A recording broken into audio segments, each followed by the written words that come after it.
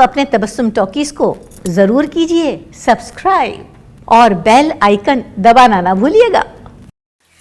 आदाब, नमस्कार दोस्तों, मैं हूं आपकी अपनी तबस्सुम और आप देख रहे हैं तबस्सुम टॉकीज।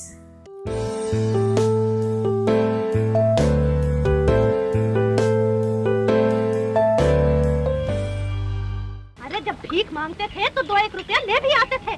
आजकल तो 10 आने भी नहीं लाते। 10 आने बाप की जागीर तभी है ना जो बैठा के खिलाऊं।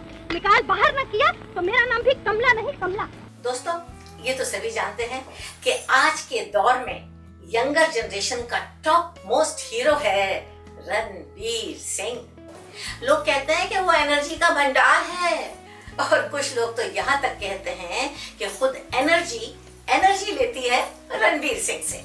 और आज हम आपको बताएंगे कि इस एनर्जी का सोर्स क्या है, और वो है रणवीर सिंह की दादी यानी ग्रैंड मदर और अपने जमाने की बहुत ही मशहूर अदाकारा चांद बर्क। लूटूं दिलों को तिरछी नजर से, तूफान मचा दूं जाऊं जिधर से। लूटूं दिलों को तिरछी नजर से, तूफान मचा दूं जाऊं जिधर से। मुझे आती है बातें बनानी। तो देखा आपने चांद बर्क को? वो 2 फरवरी 1932 में पैदा हुई थी झुमरा में, जो पाकिस्तान में है, एक क्रिश्चियन परिवार में। और माशाल्लाह वो 12 भाई बहन थे और चांद बर्क सबसे छोटी थी। वो बचपन से ही हर काम में बहुत ज्यादा होशियार थी, माहिर थी और परफेक्ट थी। चाहे पढ़ाई लिखाई हो, नाचना गाना हो या फिर एक्टिंग करना। तुझे कहा था ना अंधी वाल अंधी, आंखें बंद करके पेट पे मार। ए भाई तेरा भला हो भाई, 2 पैसे भाई, 1-2 पैसे दे दे। बोल, वो गाना याद है तुझे जो सिखाया था? तू झोली उठा, हाथ में होगी खाली झोली, मुंह में दुआएं हजार। बोल। चांद बर्क ने अपना फिल्मी सफर शुरू किया था 1946 में पंजाबी फिल्मों से, और देखते ही देखते वो पंजाबी फिल्मों की बहुत मशहूर अदाकारा बन गई। वो डांस बहुत अच्छा करती थी और हर तरह का डांस करती थी, और इसीलिए लोग उन्हें कहते थे डांसिंग लिली ऑफ पंजाब। मेरी बहार थी जग से निराली, चाहत करा दे जेबों को खाली। मेरी बहार थी जग से निराली, चाहत करा दे जेबों को खाली। हिंदी फिल्मों में सबसे पहले ब्रेक दिया था चांद बर्क को राज कपूर ने 1954 में, और उस फिल्म का नाम था बूट पॉलिश।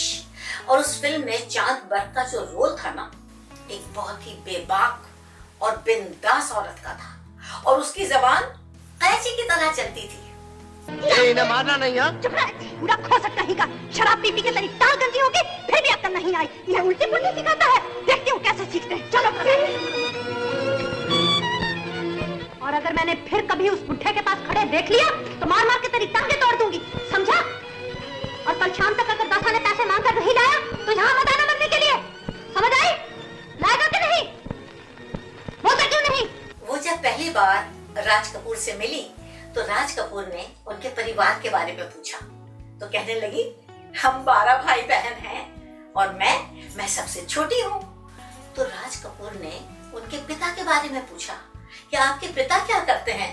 तो मटक के कहने लगी, बस यही करते हैं, अपने ढेर सारे बच्चों की परवरिश, और क्या।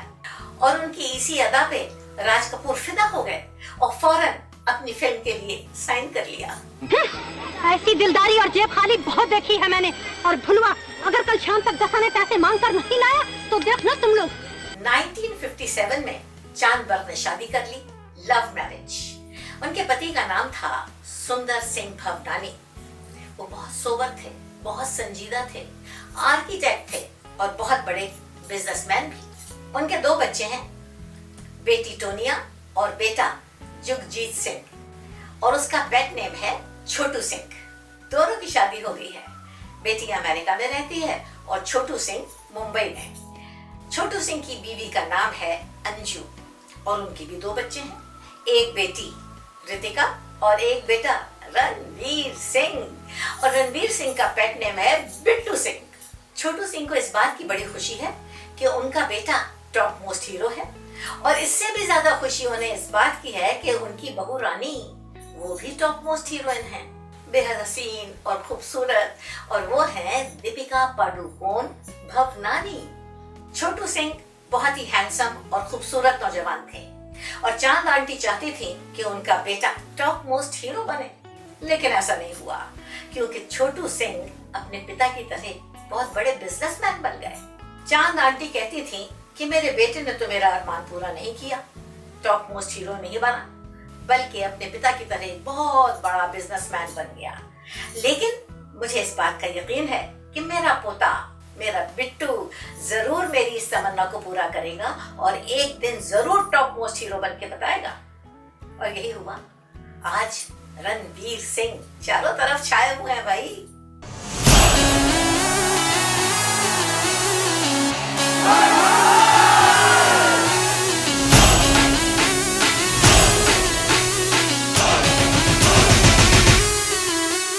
मेरे मम्मी पापा की बड़ी गहरी दोस्ती थी चांद आंटी और भवनानी अंकल के साथ। अक्सर शामें साथ में गुजारते थे, बहुत मजा आता था, बहुत एंजॉय करते थे, अच्छे अच्छे मजेदार खाने खाते थे, शेर व शायरी होती थी, और सबसे बढ़कर चुटकुलेबाजी होती थी।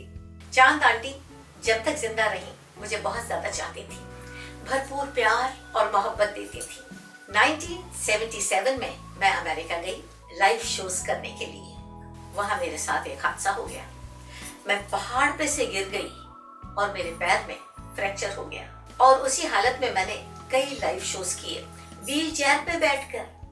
और उस दौरान में टोनिया, चांद आंटी और अंकल जी ने मेरा बहुत ज्यादा साथ दिया, जो मैं कभी नहीं भूल सकती। चांद आंटी बहुत जिंदा दिल थी और हमेशा पॉजिटिव सोचती थी, और हमेशा कहा करती थी कि तबस्सुम, जो हमारे पास नहीं है वो ख्वाब है, और जो हमारे पास है वो लाजवाब है। लेकिन अफसोस कि 28 दिसंबर सन 2008 में मेरी चांद आंटी ये दुनिया छोड़ के चली गई, और मैं जब भी आसमान में चमकते हुए चांद को देखती हूँ तो मुझे चांद आंटी बहुत याद आती है। तो दोस्तों, ऐसी बातें भी मैं आपके साथ शेयर करती रहूंगी।